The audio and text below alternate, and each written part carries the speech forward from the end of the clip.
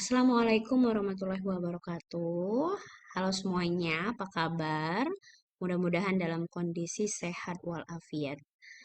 Jadi kali ini kita akan membahas materi berkaitan dengan pewarisan atau inheritance. Jadi pewarisan itu merupakan pendefinisian kelas baru di mana kelas baru ini kita buat memiliki hubungan dengan kelas yang lainnya. Ya, di mana kelas baru ini itu kita jadikan sebagai kelas anak atau subkelas dari kelas yang lain yang kita sebut sebagai superkelas atau kelas induk. Nanti ya, properti berupa atribut dan metode dari kelas induk akan diwariskan ke kelas anaknya. Tapi meskipun seperti itu, kelas anak atau subkelas tetap diizinkan memiliki properti sendiri, baik itu berupa atribut maupun behavior atau metode. Kemudian bagaimana caranya kita mendefinisikan bahwasanya suatu kelas itu merupakan kelas anak dari kelas yang lain? Maka kita tinggal tuliskan ya kelas, kemudian nama kelasnya apa, lalu kita jadikan nama dari superkelasnya sebagai arguments di dalam pendefinisian suatu kelas. Langsung kita cobakan saja. Kita buka Google Colab-nya. Di sini kita akan membuat dua buah kelas ya. Kelas yang pertama adalah kelas titik 2 dimensi, sedangkan kelas satu lagi adalah kelas titik 3 dimensi. Dimana kita tahu bahwa untuk titik 2 dimensi itu punya dua buah koordinat, yaitu X dan Y, sedangkan untuk titik 3 dimensi itu memiliki tiga koordinat, yaitu X, Y, dan Z. Kita buat di sini kelas titik.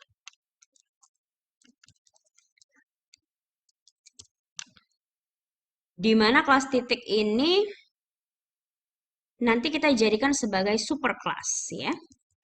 Kita definisikan konstruktor.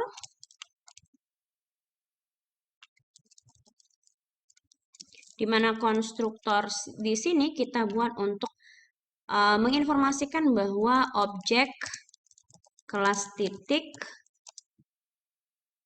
berhasil dibuat.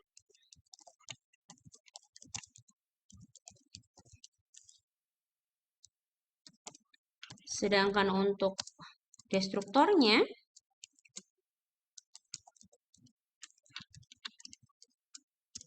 sama, kita gunakan untuk menginformasikan bahwa objek kelas titik dihapus.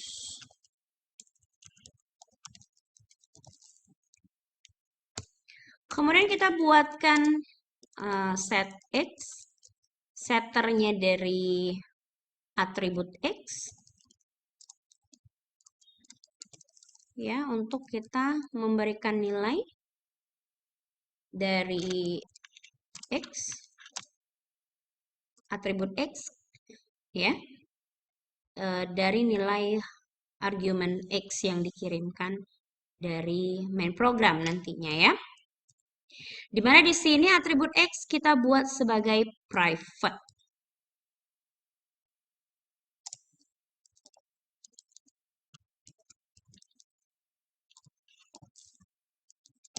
Begitu juga dengan Y.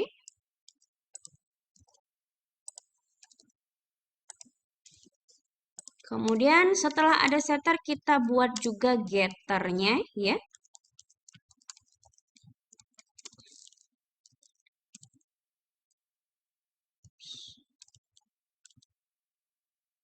Return self X. Kita buat juga get Y-nya.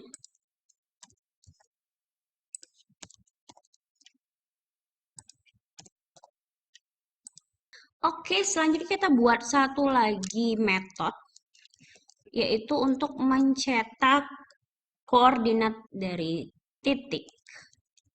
Ya, jadi di sini kita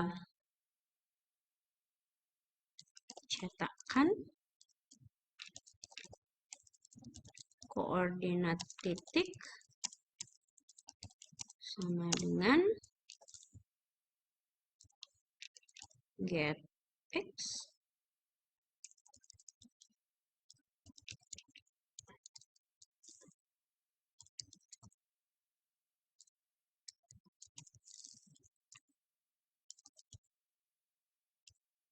dan get y-nya.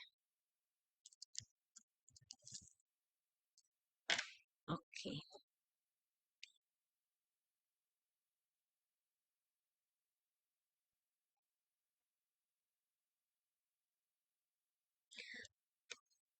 Selanjutnya kita buat kelas titik 3 dimensi. Kita definisikan bahwa ini adalah anak dari kelas titik, berarti kita tuliskan nama kelas induknya yaitu titik sebagai arguments, ya. Seperti ini. Kemudian kita buat konstruktor dan destruktornya 3 dimensi. Titik 3 dimensi. Kemudian kita buat juga set dan get-nya, tapi di sini kita cukup membuat set dan get dari Z. Ya, karena dia akan otomatis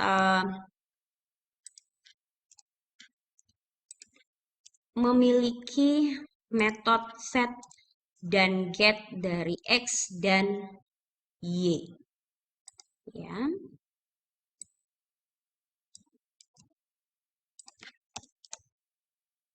Oke.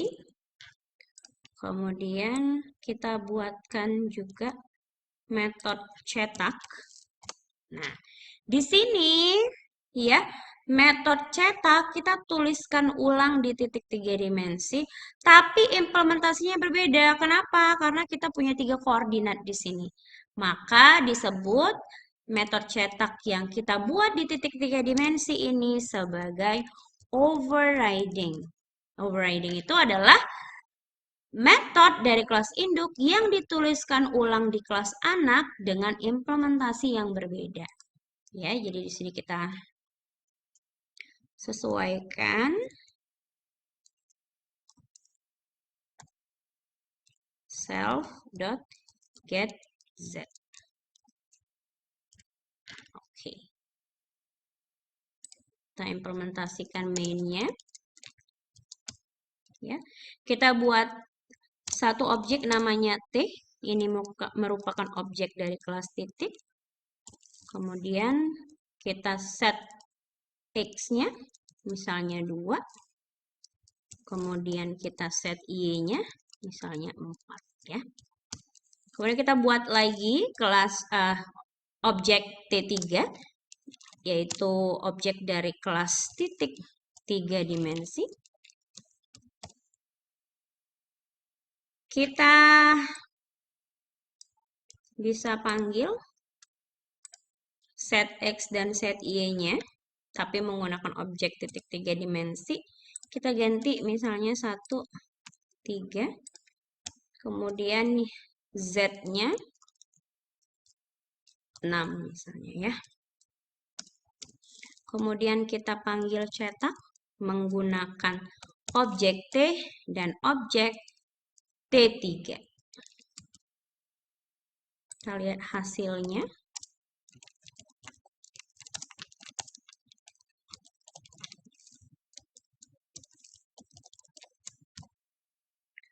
Run.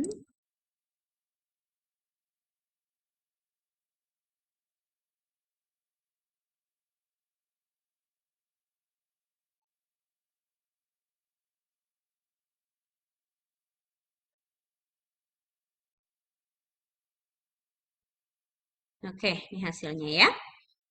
Nah, bisa dilihat di sini bahwasanya ternyata kita bisa mengakses set X dan set Y menggunakan objek titik 3 dimensi. Walaupun set X dan set Y-nya sendiri gitu ya, itu tidak ada di kelas titik 3 dimensi, melainkan dia diturunkan dari kelas titik. Seperti itu. Oke, kita lanjutkan. Ada istilahnya super.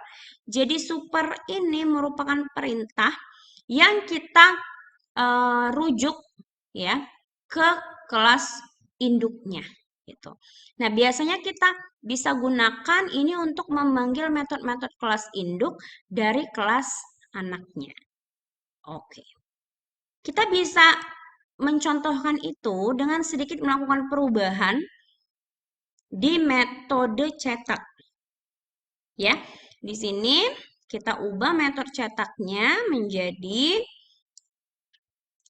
misalnya core x sama dengan self dot get x gitu ya. Kemudian core y get y. Nah, di titik 3 dimensi metode cetaknya kalau kita mau memanggil X dan Y, itu tinggal kita referensikan menggunakan super. Kita panggil cetaknya si induk. Jadi ini pemanggilan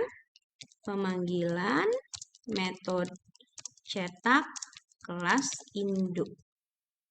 Ya. Baru kita tambahin satu perintah cetak lagi untuk koordinat Z-nya. Oke, kita coba run programnya.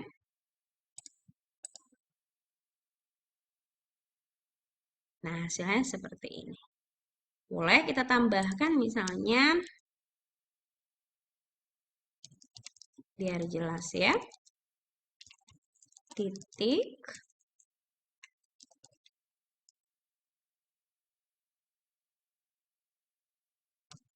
kemudian di sini titik 3D misalnya. Oke, kita run programnya. Nah, ya. Jadi, ternyata perintah super bisa kita referensikan untuk memanggil metode kelas induk dari kelas anak. Oke, sekian untuk materi pewarisan. Terima kasih banyak. Jangan lupa terus berlatih. Assalamualaikum warahmatullahi wabarakatuh.